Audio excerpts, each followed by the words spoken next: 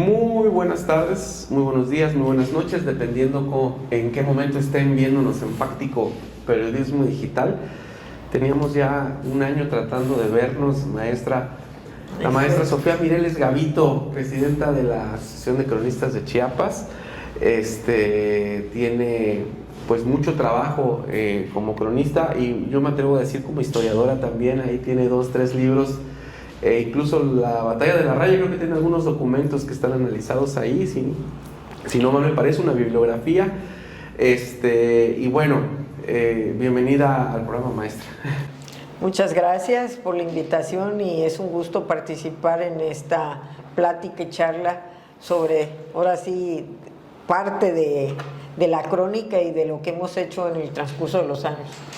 Es una de las dudas que teníamos, es si el trabajo del cronista ha sido siempre para varones, ahora que usted es presidenta de la Asociación de Cronistas, y hasta ahora se han ganado estos derechos de que las mujeres puedan contar la historia y tal vez su historia.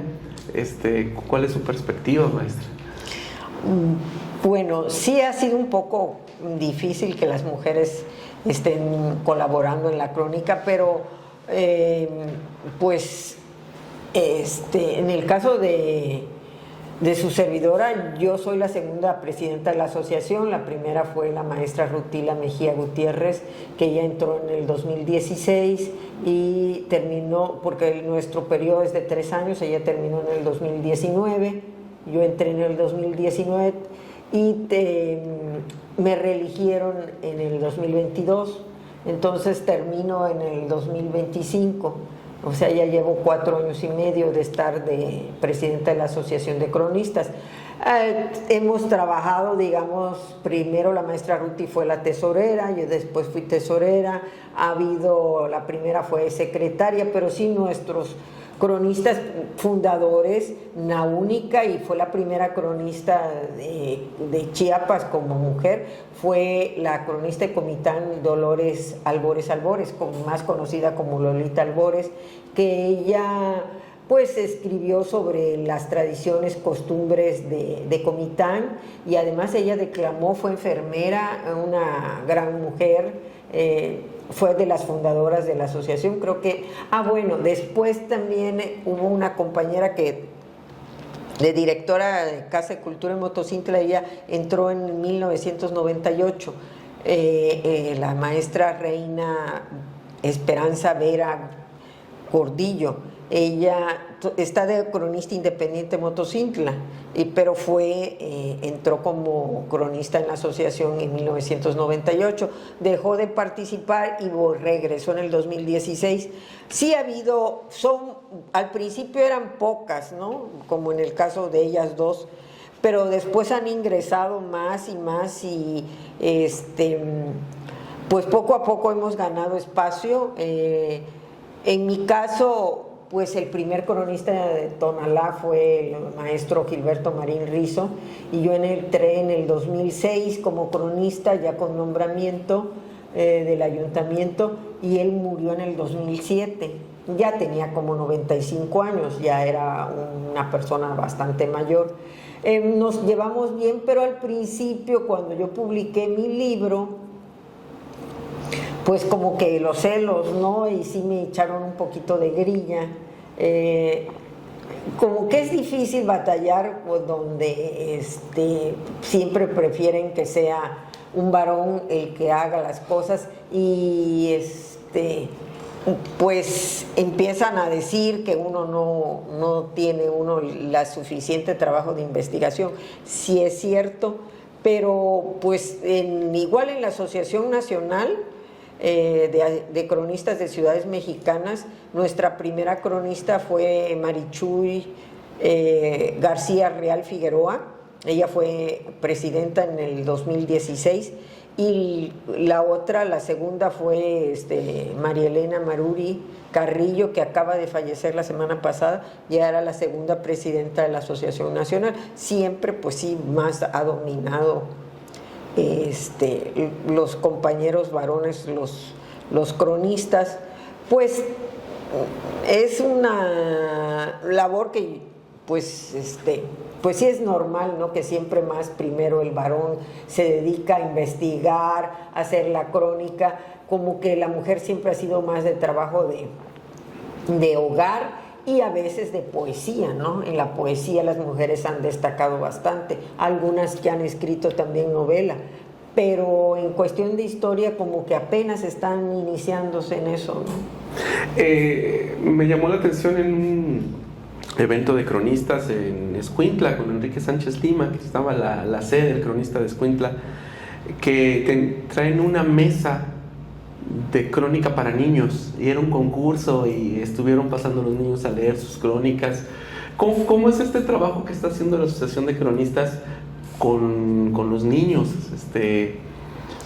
Esta inquietud empezó precisamente en Chiapas con la maestra Rutila y Marta Azucena,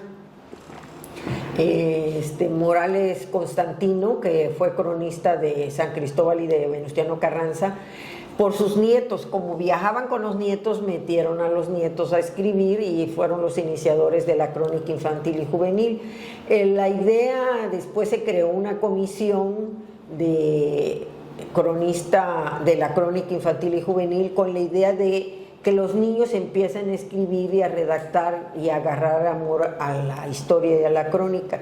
Primero, como hacer crónicas de tus vivencias en la escuela, lo que me contó el abuelito, lo que han visto en un viaje, y entonces poco a poco se ha ido fomentando el trabajo con los niños y los jóvenes.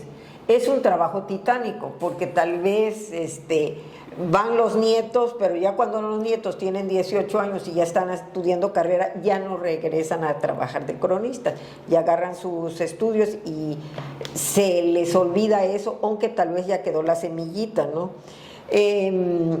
También el otro problema a veces es que el apoyo que deben de tener de los papás, porque a veces tienen que viajar y pagar sus gastos, entonces a veces los papás no tienen, y cuando hemos tenido encuentros estatales, pues a veces el cronista como Armando Parra Lau fomentó en Tuxtla Chico la crónica infantil y juvenil y tuvo que pagar los gastos de transporte de los niños de Tuxtla Chico al lugar.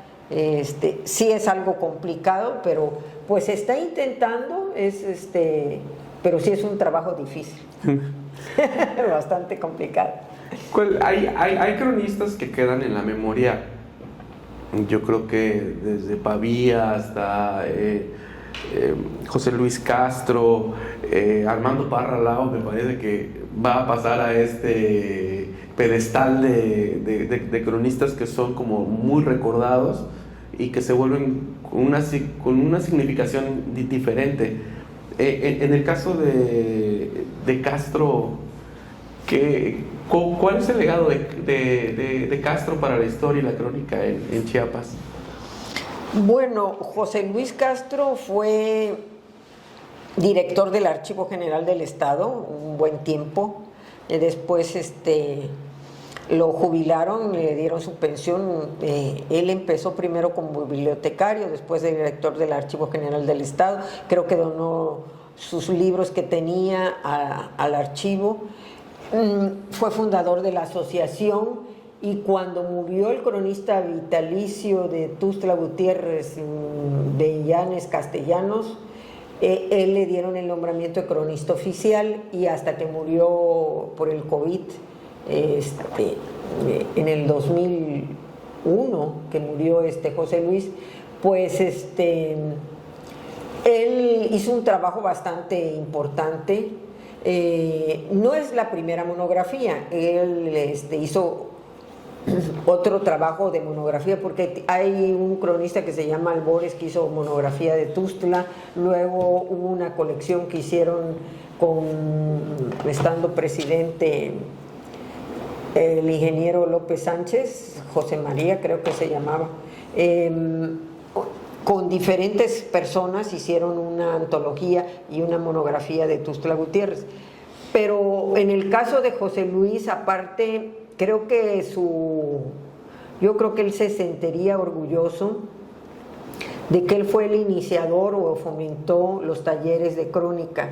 Él dio cursos de crónica, tanto de crónica municipal, de crónica latinoamericana, daba diplomados, talleres, siempre con la idea de tratar de fomentar y de enseñar a las personas que les gustaba escribir que se volvieran cronistas.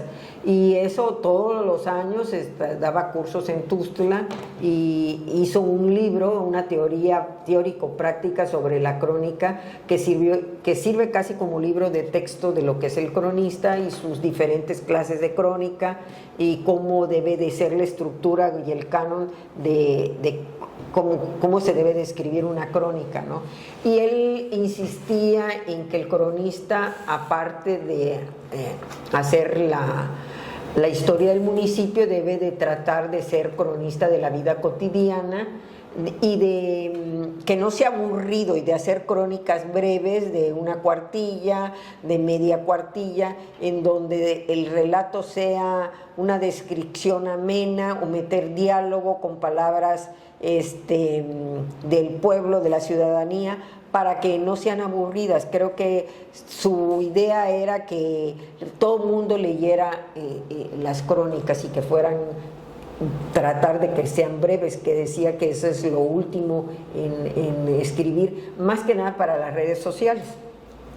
Y hizo trivias, dejó un gran legado. Otra cosa también, como él estuvo en el archivo, él estuvo muy pendiente cuando, pues creo que en el 98, 99, le tocó los estudios de la frontera entre Chiapas y Oaxaca, lo que son los límites de los Chimalapas, y dejaron documentos sobre los planos de los límites de Chiapas con lo que sería Oaxaca. Entonces fue un gran investigador, aparte de cronista y fomentador de lo que debe de ser el cronista. Aparte, pues, como cronista oficial de Tuxtla Gutiérrez, dejó una gran monografía. También hizo una antología sobre el himno de Chiapas, un trabajo interesante. También otro libro importante, La vida de el general Ángel Albino Corzo. Pero pues creo que más que nada el ejemplo, él fue una persona muy altruista, pudiéramos decir. Él se desprendía de lo que escribía y te regalaba sus libros, sus trípticos, su información. Si tú le pedías apoyo, te auxiliaba, orientaba a la gente. Entonces no era muy, porque hay veces que son muy celosos por derechos de autor. No, esto es lo mío, yo no lo presto, ¿no? ¿Y cómo voy a darte la foto? No, esto es mi patrimonio y mis derechos de autor. Él no era de ese tipo de gentes. Y también al final, en coordinación con el Instituto Tuxtleco de Arte y Cultura, hicieron un fondo fotográfico para que hubiera un pequeño archivo de fotos antiguas de Tuxtla Gutiérrez, de lo que fue el Tuxtla de antes. Entonces sí, como cronista de Tuxtla y cronista fundador de la asociación, fue un gran personaje, pues llegó a ser hijo predilecto de Tuxtla Gutiérrez. Pues desgraciadamente nos lo llevaron joven la enfermedad del COVID.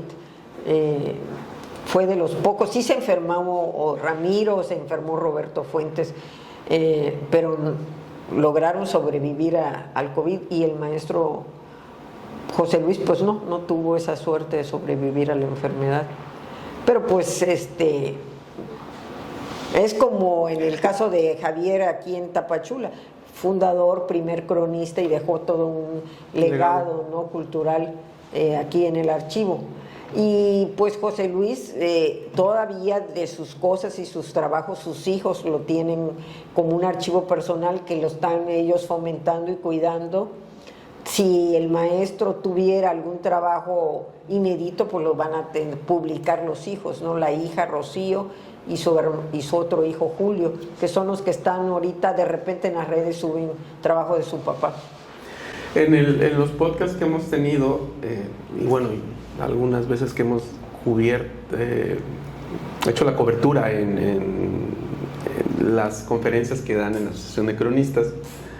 Ha sido interesante el debate entre el historiador y el cronista, porque bueno, de entrada creo que Sánchez Lima, que es cronista de Escuintla, es historiador también y puso ahí el tema un día a la mesa, y luego invitamos al licenciado Marcelo Figueroa y hablaba de su experiencia con los cronistas y los historiadores. ¿Hay alguna rivalidad entre cronistas e historiadores? ¿Hay tal vez alguna línea donde cruzan campos? ¿Son oficios distintos? ¿Cuál es la visión entre el cronista y el historiador? Pues sí, a veces se puede decir que que hay cierta rivalidad, pero realmente, bueno, los historiadores a veces se basan en los cronistas, pero realmente yo creo que hay un intercambio entre los dos se necesitan. Aunque a veces el cronista hace la vida cotidiana actual y después a futuro el historiador se va a basar en esos datos, pero también el cronista, para poder hablar de su comunidad y ver el pasado, necesita al historiador. Entonces, desgraciadamente hay la idea que tiene el cronista de que el historiador se siente más porque tiene estudios universitarios, que porque tiene otra metodología, entonces ellos se sienten como que un poquito menos, pero realmente yo creo que son complementarios, ¿no?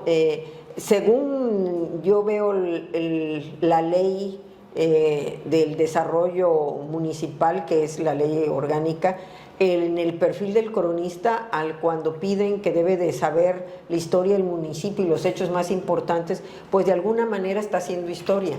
Entonces, el cronista también tiene que tener un poquito de relación con la historia, tal vez no con el rigor científico que debe de tener el historiador. Más se llevaría por entrevistas, por la tradición oral y por lo que él recuerda o lo que él ha vivido. Pero sí son relacionados, ¿no? Que hay veces que hay compañeros, lo que decía hace rato, ¿no? Que dicen, no, es que ellos se sienten superiores y que nosotros hacemos otra cosa, que debemos de ser cronistas de la vida cotidiana, de lo que sucede. Y pues también actualmente el periodista y la crónica periodística, y más actual el reportero, que está haciendo sin querer crónica cotidiana de lo que está viviendo, y que nosotros no lo hacemos los cronistas porque están viviendo los problemas de migración, de la violencia, y los que se arriesgan en eso para escribir eso son los periodistas. El cronista más se dedica a escribir sobre el patrimonio cultural, los personajes ilustres, los personajes destacados, que la gastronomía, que la vida y las fiestas patronales, y poco se dedican a hablar sobre el momento actual, que ahorita es que más que nada lo está haciendo el cronista del periódico, ¿no? Crónica periodística, que también pudiéramos hacerlo tal vez de otra forma. Y muy pocos, excepto que, digamos, hacen crónica historiográfica, muy pocos, porque creo que aquí sí se necesita profesionalizar al cronista. Y al profesionalizar al cronista, yo creo que necesitamos, aparte de los cursos como los que daba el maestro José Luis Castro, de cómo debe de ser una crónica, su estructura, del inicio, el desarrollo y el final, y cómo deben de ser los diálogos, también debemos de tener un poquito de metodología de lectura, de investigación, a veces hasta de redacción, y en este caso sería taller de lectura y redacción, pero más que nada metodología de investigación, de cómo se debe de leer un libro, de cuáles son las fichas bibliográficas y cómo manejar la bibliografía, y luego ahora cómo se maneja lo que le llaman el APA, ¿no? Ah, cómo no, la citación. Las citaciones, que eso ya para escribir en una revista muy profesional como Liminar, que es del UNICAR, pues te exigen ciertos requisitos de manejar esta cosa de ¿cómo se llama? ¿Grupo APA? El APA format, ¿no? No sé el formato, ¿no? O el MLS y el Chicago. ¿Sí? Entonces, desgraciadamente, pues la mayoría de los cronistas pues no lo hacen, no lo saben hacer. Y entonces sí de ahí es donde se diferencia un poquito, como el historiador sí lo toma y lo sabe, es más metodológico, más científico el trabajo del historiador. Pero pues sí, no podemos decir que uno es superior al otro, ¿no? Yo creo que lo ideal sería que se complementen. Pero pues sí, lo que dice o que decía en sus talleres el maestro José Luis, sí es importante, que para que el público le guste leer este tipo de cosas de historia o de la crónica de un pueblo, es importante que lo escribamos con un lenguaje sencillo, con diálogos, descripciones. Digamos, si vamos a hablar del centro de aquí de Tapachula, pues hablar del parque, cómo son las bancas, los árboles, tratar de describir el palacio, o sea, que se vea entretenido y meter un diálogo con un personaje, y entonces como que se hace más amena la lectura, porque el historiador es más científico, y entonces que le cita tal y que fulanito dice tal, entonces como que es un poquito más serio, ¿no? Y por lo tanto a veces puede ser aburrido.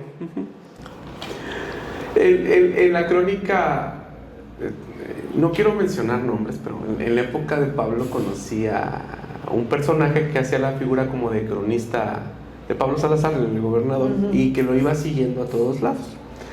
Tuve la oportunidad de sentarme con él varias veces a convivir, somos amigos, y él presumía pues que hizo 2 tomos, ¿no?, de las crónicas de Pablo Salazar.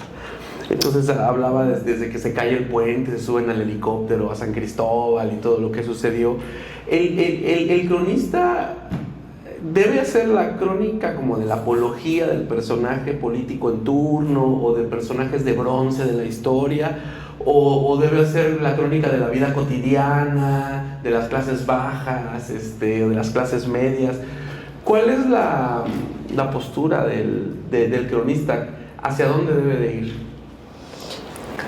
Bueno, en el caso de este personaje que me dices, yo creo que sí se ha dado, y se dio en la Edad Media y se dio en España, que hay cronistas que son como apologetas de un rey o de un presidente y de la obra que hicieron, entonces de dar loas del personaje, y que pues sí se da, pero creo que no es lo ideal. Yo creo que lo ideal es que el cronista sea imparcial, objetivo, sí dar su punto de vista, pero de lo que está pasando y sucediendo en su municipio, pero sin inclinarse en contra o a favor de un personaje histórico como una autoridad, ¿no?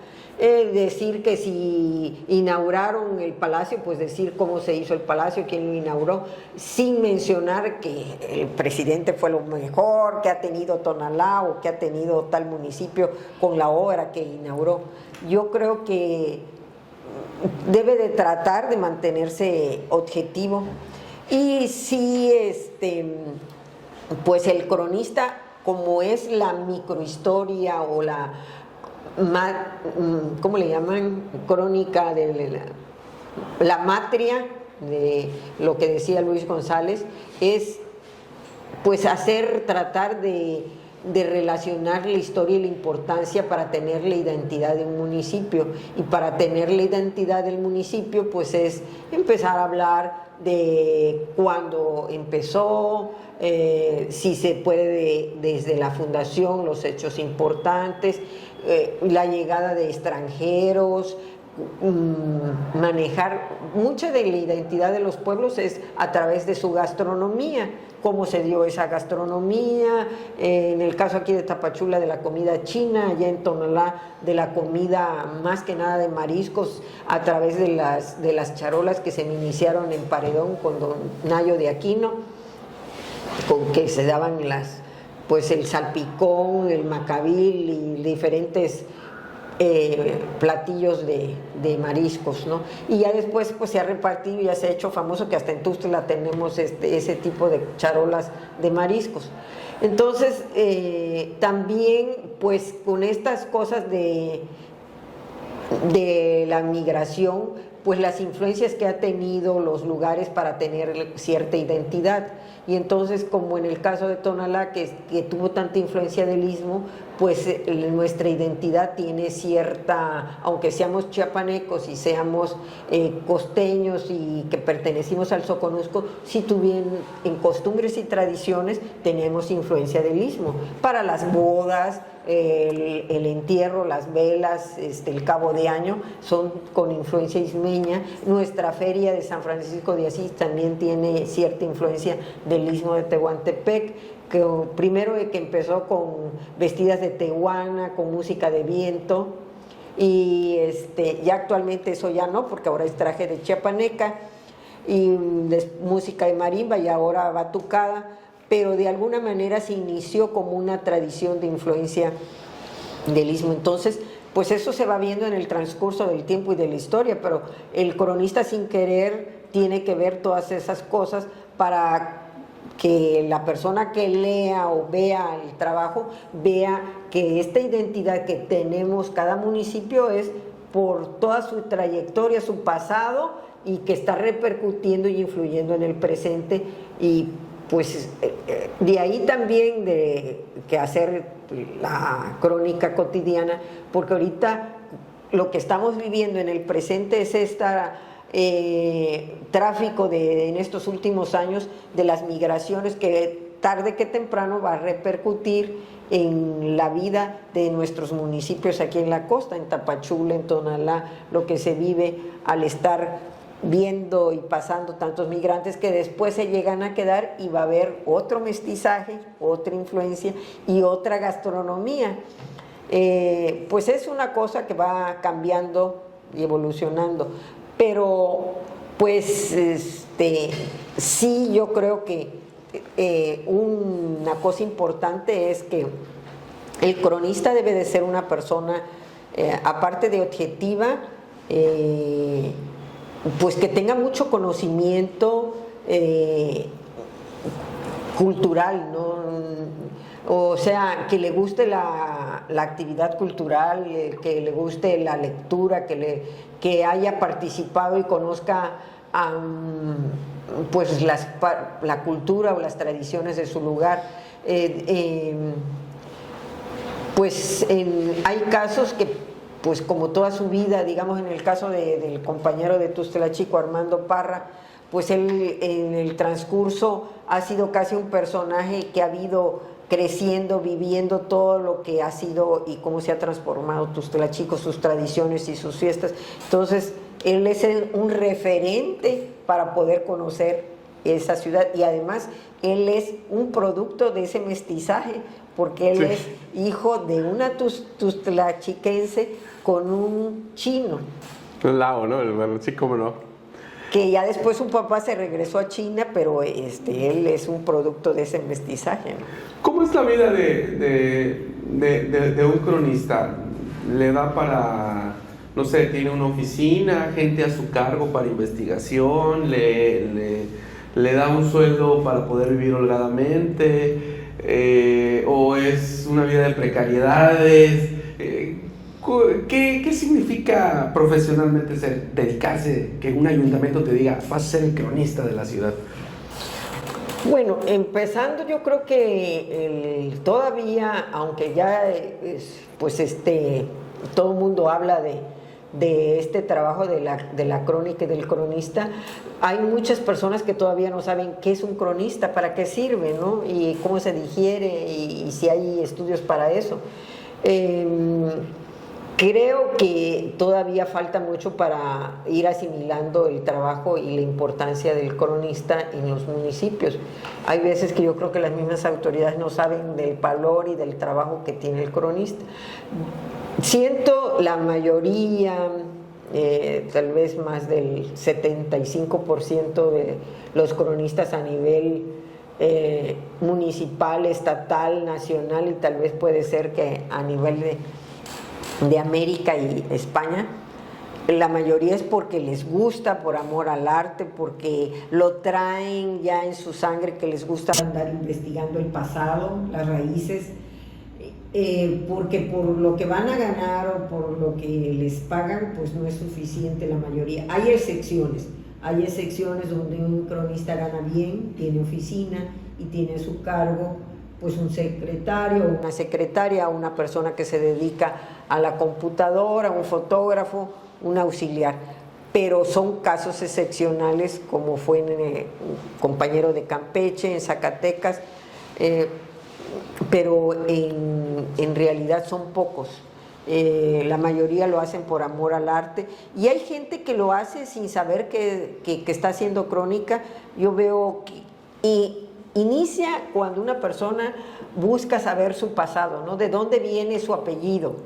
El apellido López, ¿de qué López es? Si viene o marroquín, si viene de aquí, de la región del Terrero, del Mancomún de Negros y Mulatos de Tonalá, o viene de Guatemala, porque hay marroquín en Guatemala, pues el obispo, el primer obispo Francisco Marroquín, si es el apellido Laguna, de dónde vienen, de España, o el apellido si es portugués, y ya empiezan a rascar sus abuelos, sus tatarabuelos, y cómo va creciendo. Ahí empieza la inquietud de las raíces. Y el cronista es eso, estar buscando las raíces, de dónde empezó, cómo creció un poblado, cómo nació de una aldeíta y creció a pueblo, y de pueblo a villa, y de villa a ciudad, y después a metrópoli, ¿no?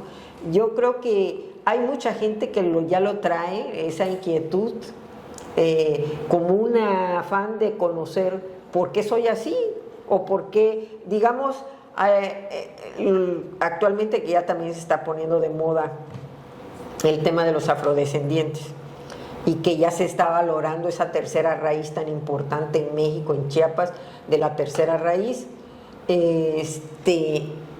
Pues nadie creía reconocer hace 20 o 30 años que tenía raíces afrodescendientes, y no querían saber, pero uno los miraba, y el fenotipo que ya tienen, los labios, los pómulos, las caderas, las mujeres, entonces, o el cabello. Y entonces dice, pues trae raíces afrodescendientes. Y dice, no, yo no, ¿cómo va a ser? Pero ya actualmente, que se está valorizando y se le está dando el lugar que como de los pueblos originarios a ellos, entonces ya mucha gente que empieza a buscar y estudiar esa tercera raíz en Chiapas, dónde se dio, donde hubo en Tonalá, donde hubo en Pijijiapan, aquí en Tonalá también hubo, en San Cristóbal también hubo afrodescendientes. Entonces creo que yo conozco a 2 personas que son historiadores, que tienen esa inquietud por sus raíces que vienen en la genética, ¿no? Entonces yo creo que es por amor, que les gusta, ya es una inquietud. Se puede agarrar como un hobby, como profesión, pues es un poco una profesión, un poquito de sacrificio, ¿no? Y a veces poner de su bolsa para comprar libros, ir a los archivos, andar investigando y lograr apoyos.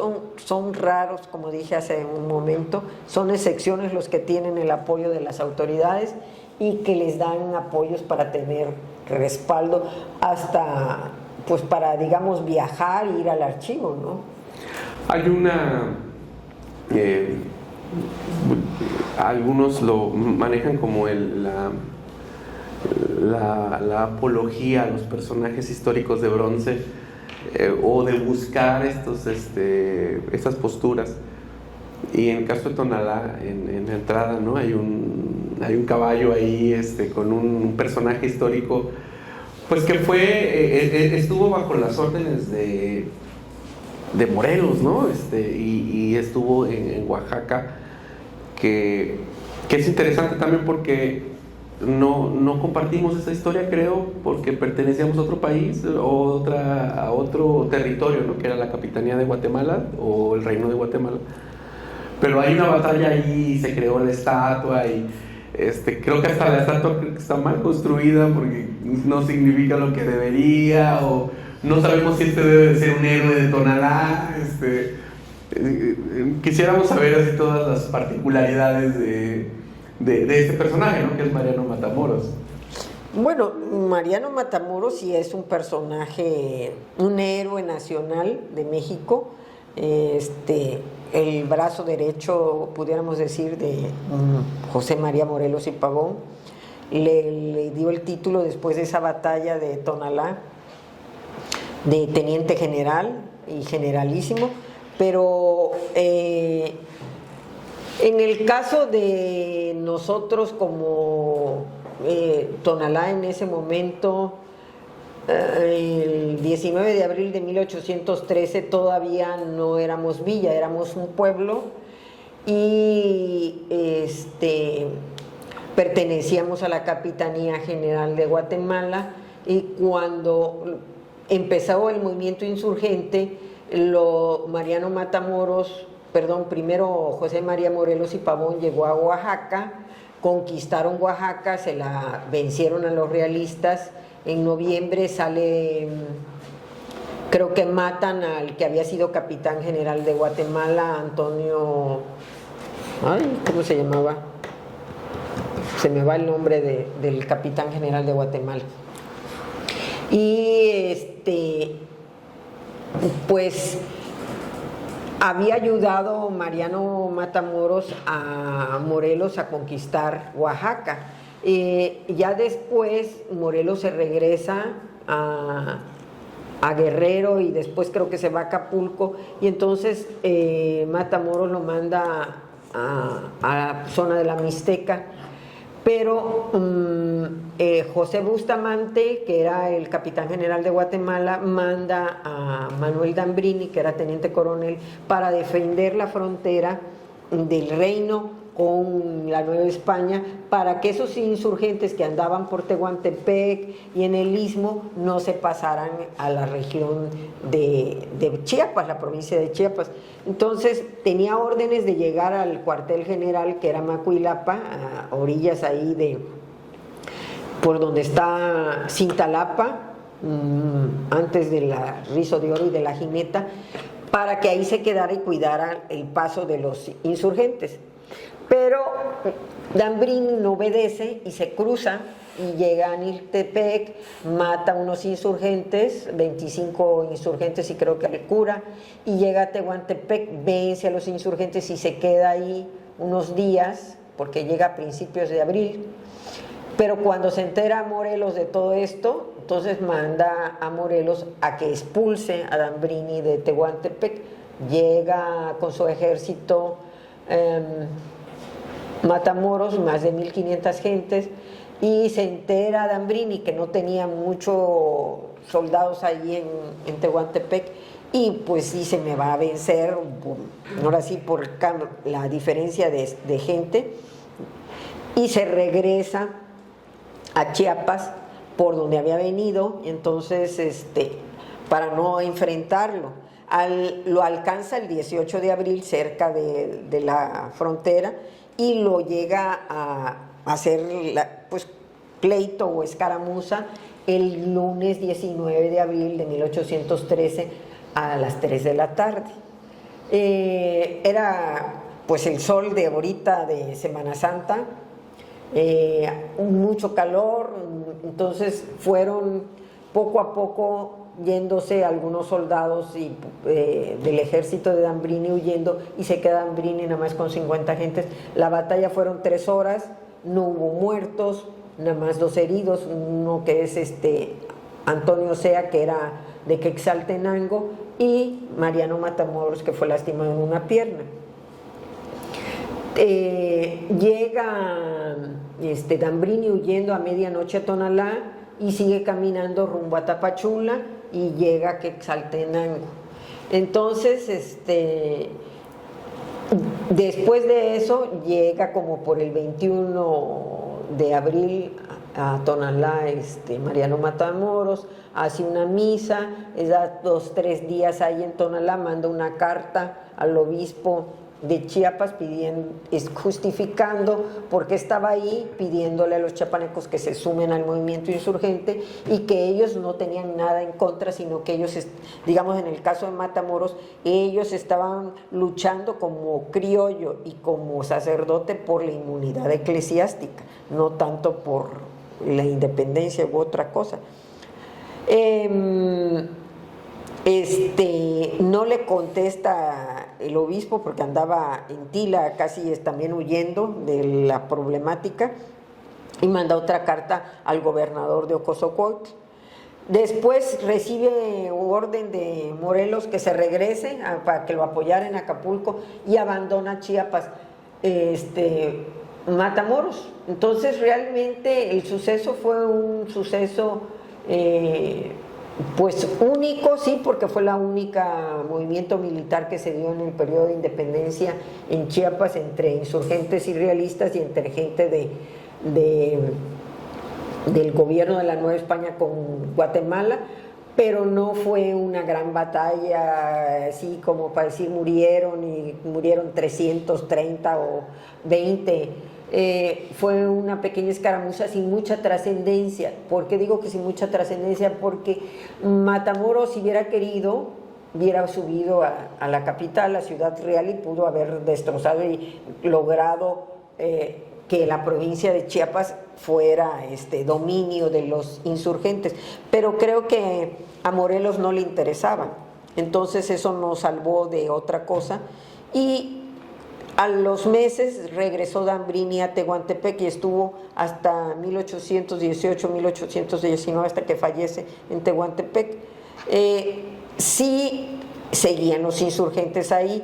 Llegó un momento en que como 1814-15 los insurgentes fueron poco a poco vencidos por Calleja y ya quedaron pocos, como fue Vicente Guerrero, Guadalupe Victoria. Ya eran más los realistas que los insurgentes, de tal forma que ya después se unieron para lograrse la independencia, ¿no? Entre Guerrero, que se unió con Iturbide, y se consumó el movimiento de independencia. Pero pues este monumento que está en la entrada de Tonalá, viniendo de Arriaga o de Tústula, pues sí es importante Matamoros como héroe nacional, pero no de Tonalá. Y pues dijéramos lo que él se metió a un terreno que no era su país, porque Guatemala era un reino aparte de la Nueva España, y por eso también se tuvo que salir. O sea, no puede ser héroe de nosotros, de los tonaltecos, porque nosotros estábamos todavía perteneciendo al reino o a la audiencia de Guatemala, que pues sí, mucha gente lo admira y hay lugares en Tonalá como el Parque Matamoros, hay una calle que tiene el nombre de Matamoros, ahí pusieron un busto en el Parque de Matamoros. Pues sí tuvo es un héroe, pero nacional, no municipal ni estatal. Eso es pero pues hay gente que creo que aquí es como cuando queremos hacer una historia, héroes una historia para sentirnos orgullosos, ¿no? Y que un pasaje importante del municipio, pues bueno, que se dio esto y esto, pero es como para crear, como hay una película. El mito, ¿no? Sí, el mito de un héroe que no hay tal, ¿no? Pero pues la importancia tal vez nada más de este hecho es de que se dio un único movimiento militar en 1813 entre Chiapas y la Nueva España, sin mayor trascendencia política militar. Calleja estuvo asoleando a Hidalgo, ¿no? Hasta que lo va acorralando en Valladolid, pero hay un momento en la historia donde están, creo que en la batalla del Cerro de las Cruces, van a avanzar a la Ciudad de México, Allende y Hidalgo. Se habla de miles de efectivos que traían, digo, no eran grandes soldados entrenados, pero era una ciudad caminando. Y ahí es donde se regresa a la Lóndiga de Granaditas, Allende, y bueno, decide irse Hidalgo a Guadalajara o a Valladolid. Y es en ese punto donde dicen que está prohibido hacer historia prospectiva, pero que no se debe de hacer, pero no deja uno de pensar que si hubieran viajado a la Ciudad de México hubieran hecho pedazos la capital y que se hubieran ahorrado 10 años de derramamiento de sangre. ¿Usted qué opina sobre ese pasaje histórico? Pues es que sí se platica de ese tema, sí se ha platicado de que hubiera pasado si Hidalgo en vez de regresarse hubiera llegado a la Ciudad de México. Es en los posibles, ¿no? Tal vez Hidalgo no tuvo el valor de aventarse hasta llegar a la Ciudad de México, pero sí se pudo, si hubiera pasado, en los hubieras, tal vez la independencia se hubiera dado antes y no hubiera sido 10 años de guerra, ¿no? De todos modos, creo yo que en el momento que se inició Hidalgo, él estaba luchando porque regresara Fernando VII y eran otros los motivos de su movimiento, no tanto separar México o la Nueva España de España. Yo creo que fue paulatinamente creciendo la idea de la separación hasta que lo lograron cuando se unieron, ¿no?, los dos grupos. Pues tal vez Hidalgo no estaba totalmente preparado para eso, ¿no? Porque militarmente no estaba preparado, sí, no. El que estaba preparado era Allende. Pero pues creo que eso fue un problema de que llegaron a tener un conflicto Allende con Hidalgo, ¿no? Porque no se pusieron de acuerdo pero bueno, yo ahí sí, ahora sí, no es mi fuerte. Hablando de esto en la elección de los personajes, ¿no?, que me llama la atención. Fray Matías de Córdoba nace en Tapachula, aunque es cierto, y se le reconoce la independencia de Comitán, ¿no?, pero estaba Artres en San Cristóbal, que al final se hace gobernador, y está también Bartolomé de Aparicio en Tapachula, que me parece un personaje desconocido, que es el primer alcalde de Tapachula libre, ¿no? Libre en el 42. En el 21, que él proclama, se une al cabildo, ¿no?, y se hace la primera independencia de Tapachula y la adhesión al imperio de Agustín de Iturbide. Pero por algún extraño motivo, Fray Matías de Córdoba es como el prócer recordado en Tapachula y en casi todos los ayuntamientos. ¿Será ahí un cortocircuito de querer agarrar un personaje que cubra todo y invisibilizar a los demás próceres de la libertad, o estos personajes que hicieron posible la libertad en todos los ayuntamientos? Hasta de Centroamérica hubo personajes pues que no son recordados. El cronista tendrá ahí una tarea que hacer. Bueno, en estas cosas siempre se va buscando más conocimientos de episodios del siglo XIX, pues se siguen acercando. Hay muchos estudios sobre la independencia, el periodo de cuando el Soconusco estuvo 18 años sin pertenecer, la neutralidad impuesta, el papel que funcionó Fray Matías, está el otro señor Ignacio Barnoya, los papeles que hicieron la Junta Provisional en Ciudad Real, los personajes que también estuvieron en Comitán, que dieron el plan de Chiapas Libre.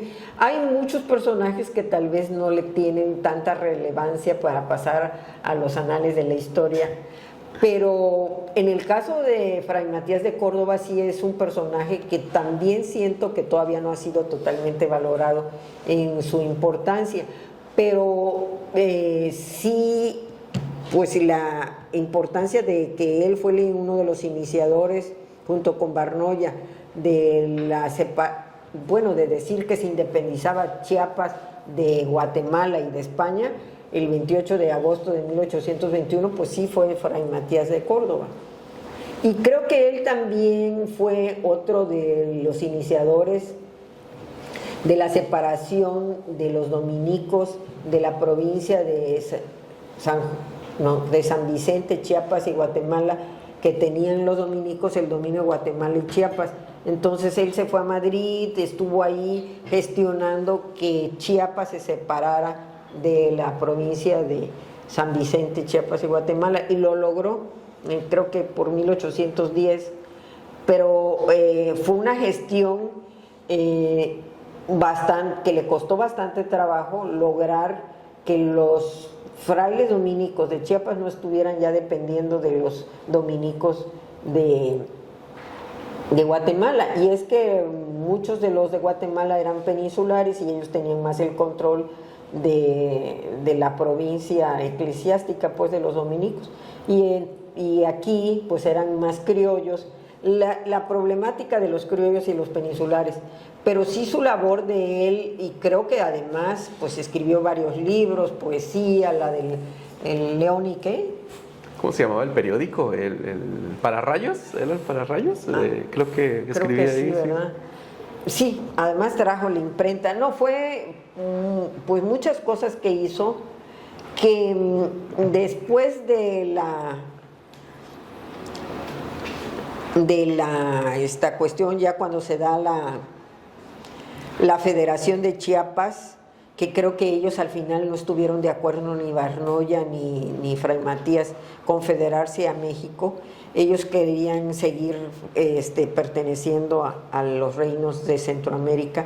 Entonces creo que a Barnoya lo expulsan de Chiapas, y creo que a Fray Matías lo dejan ahí en Chiapa de Corzo, en el convento. Entonces creo que eso fue pues por los motivos políticos que se dieron en ese momento, ¿no? de 1824. Creo que él muere en el 28, y entonces pues pero sí es un personaje además muy, muy culto, luchó, siento, aunque pues bueno, aquí tiene su estatua, en Comitán también, es importante destacarlo, ¿no? Pues desgraciadamente, como dicen, la historia la hacen los vencedores, y los vencidos son los que pagan el pato. Y entonces pues él al principio sí quiso la independencia, pero ya al final, cuando se dio el proceso de federación, creo que no estaba totalmente de acuerdo de ese proceso que se dio de Chiapas libre y del proceso del plebiscito, ¿no? Creo que también ellos iban a contar los votos, y creo que Fray Matías se retiró y no quiso ser parte de.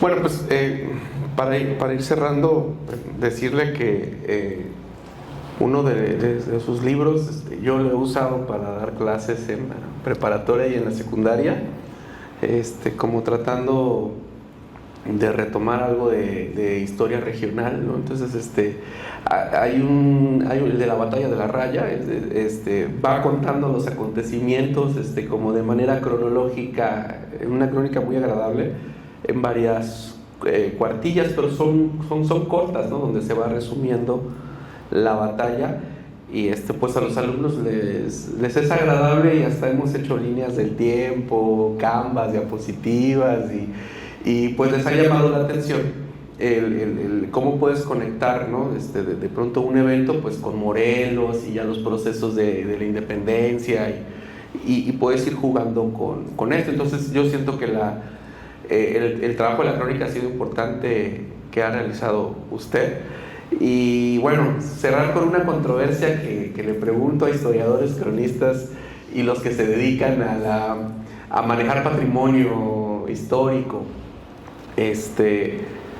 Hay un debate que es interesante, porque hay movimientos sociales, por ejemplo el de los talibanes, cuando entran a estos grupos a ciertos territorios, pues hay piezas arqueológicas que en nombre del Corán pues destruyen todas las piezas arqueológicas y se pierde todo ese relato de otro tiempo, ¿no?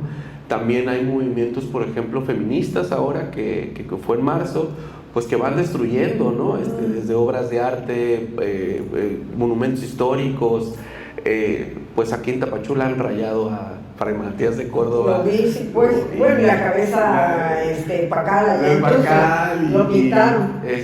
Y pues también desde el movimiento magisterial y los movimientos ecológicos más agresivos han entrado a los museos, por ejemplo, en París, en España, y han intentado destrozar, pero creo que, no se recuerdo si era la Mona Lisa o algún cuadro de ese calibre, pero tienen al parecer una tela como un cristal que los protege, y por cosita de nada no se perdió una obra de arte que son invaluables, ¿no? Entonces, pues he tenido opiniones muy encontradas, ¿no? Desde quien defiende los movimientos sociales hasta quien dice no toquen el patrimonio.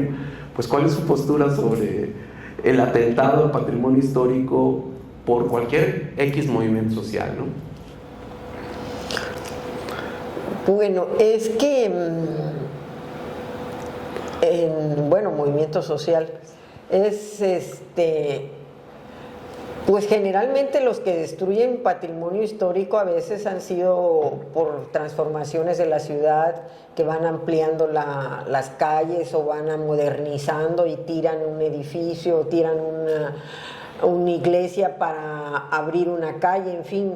Creo que es por la modernización que se han hecho destrucciones de edificios y de arquitectura vernácula o arquitectura colonial.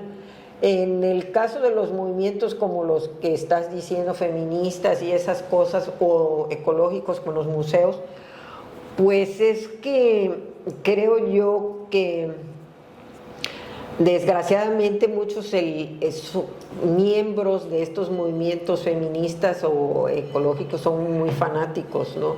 Y creo que tan malo es una cosa como, porque entiendo que defiendan la mujer y lo que significa lo que involucra ser mujer, ¿no? Y defender sus derechos como ser humano, pero no llegar a los extremos de la violencia, de romper vidrios, de manchar cosas, de destruir cosas, ¿no? Yo creo que eso tampoco se vale, y ya formaría parte del fanatismo y de la violencia, ¿no? Y en el caso de estas cosas ecológicas, pues yo creo que también han sido fanáticos que, pues a veces han entrado, creo que también al Vaticano, y destruyeron, no sé si la Piedad, ¿no? Ah, caray, ok. Y en Tonalá hace como 20, 30 años llegaron a romperle la manita a San Francisco de Asís, pero creo que era una persona que no era católica. Entonces, en su fanatismo de que, ¿por qué los católicos con la tradición de las fiestas de San Francisco, tal vez ellos están en contra de los santos?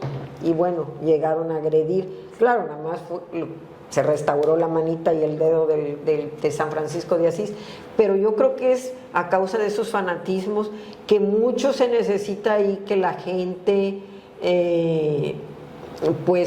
trate de conocer, de estudiar, de ampliar su conocimiento para no caer en los fanatismos, porque no es bueno ser tan exagerado, ¿no? Entiendo que defiendan sus ideas, pero sin caer en los extremos, ¿no?